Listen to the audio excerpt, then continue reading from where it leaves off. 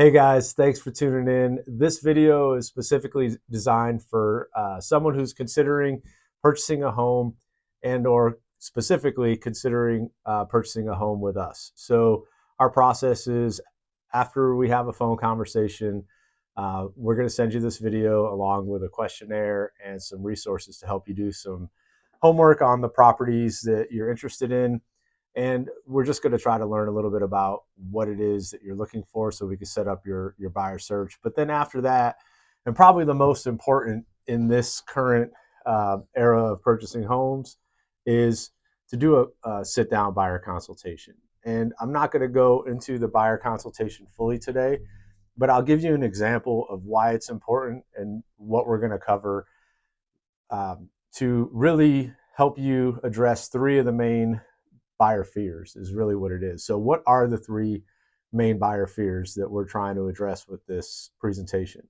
So the first one is the fear of buying a lemon.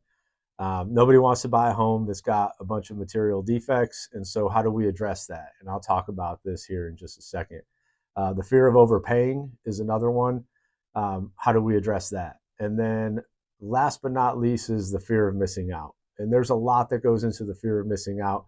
Unfortunately, for many that have purchased a home, they kind of fight me on this. And what I say is just understand the presentation will be tailored to you and what's specific with purchasing a home in the Texas market if you bought somewhere else around the country, or just things have changed just from, right now to August 17th when all the commission structure, compensation laws, and NAR lawsuit practice changes go into effect. That's important to cover with every single person. And we consider that one of the things that are important to cover during the fear of missing out. So let's dive into real quick the fear of buying a lemon.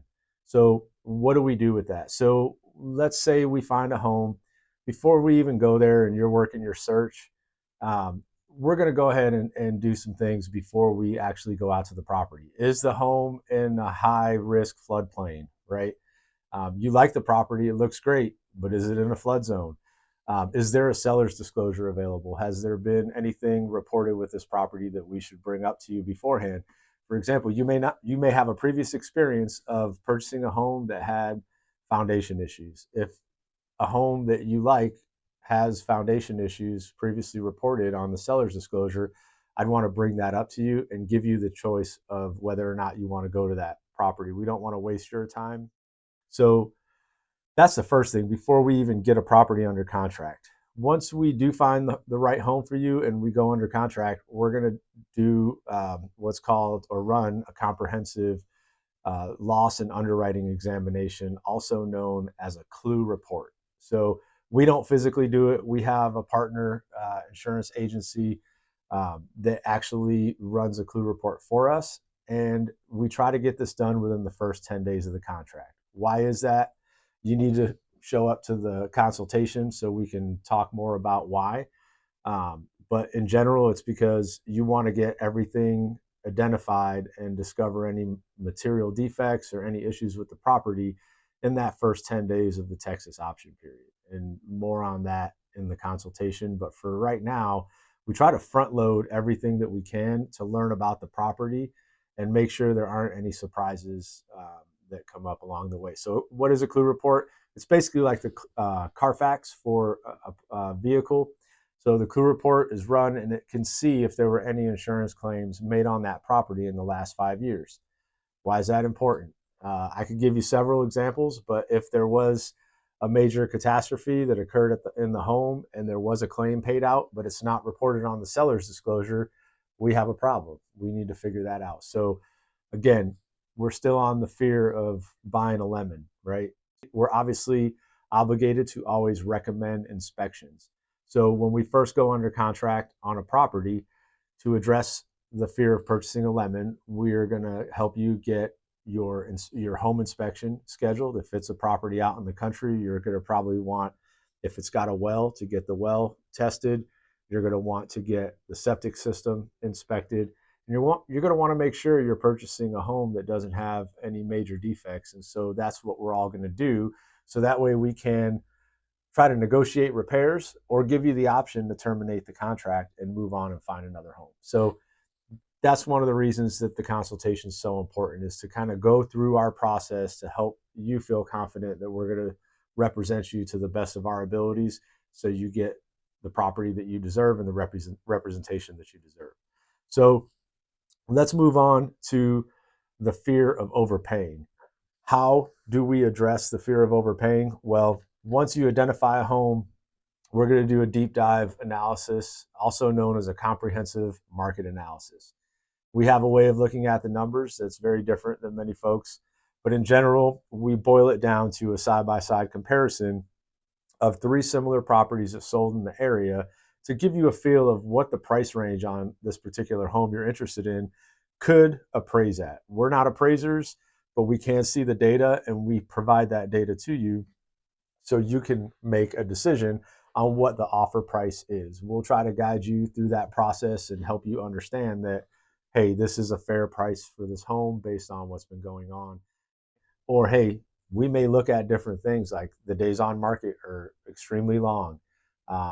Is there something else going on that we need to look into? Or is it just normal, like most homes on the market right now, where their days are a little bit longer because of the elevated interest rates and market conditions, and we adjust what we would put an offer in at to start negotiations? It really just depends on the particular home, because some areas are still selling like COVID times, right, where houses were coming on the market and going real fast.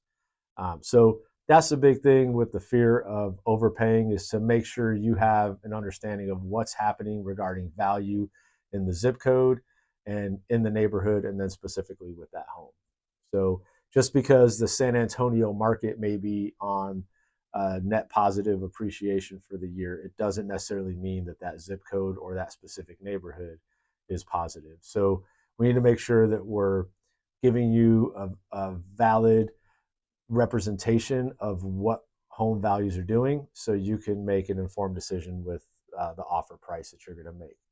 And then finally, I could talk about this forever, is the fear of missing out, which is the main reason behind the presentation and following a process. We can start doing your search and getting all these things together and getting really far ahead of ourselves, where if you haven't talked to a lender, you may be shopping for a house that, I don't know, it just may not be the house that you want. Like, hey, I want to shop for a house at 250, but really the house you want is at 500 and you qualify for $1 million. Where is it that you want to shop? We need to know and kind of come up with a strategy for the type of home you're trying to buy. Is it an investment property? Are you pre-qualified for it? Because if we go and start just looking at homes and don't go over the paperwork and give you the right disclosures that you're required to have to be an informed consumer, then when it does come time and you do see a house that you like, you're not going to be ready, because you're not pre-qualified. We don't have the paperwork to submit with the offer to show that you're able to purchase it. And then you don't have a valid buyer's representation agreement.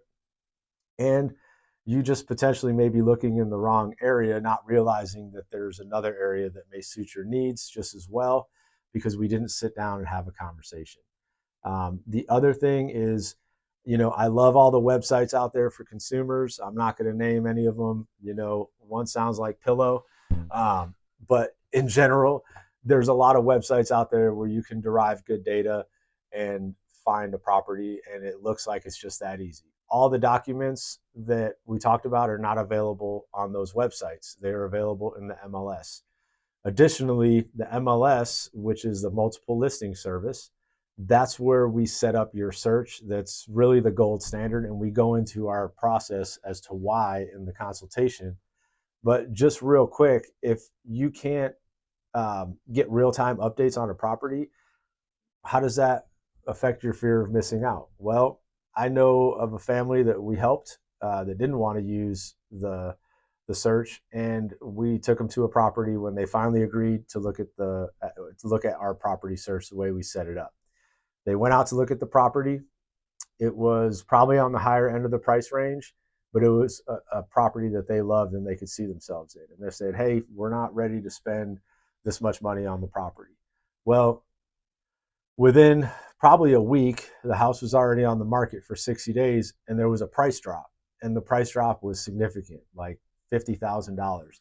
And because they were on that automated search, they immediately saw that update. It was fed to them.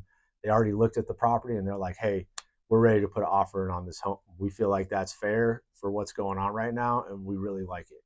Well, if you're going on all these different websites and your your search isn't set up or optimized properly, then you're not going to see those updates. Furthermore, it's not even about that. They don't have real time access to the data. So when the switch does happen on the status of that property and it needs to go out to all these affiliate websites, there's a delay to that.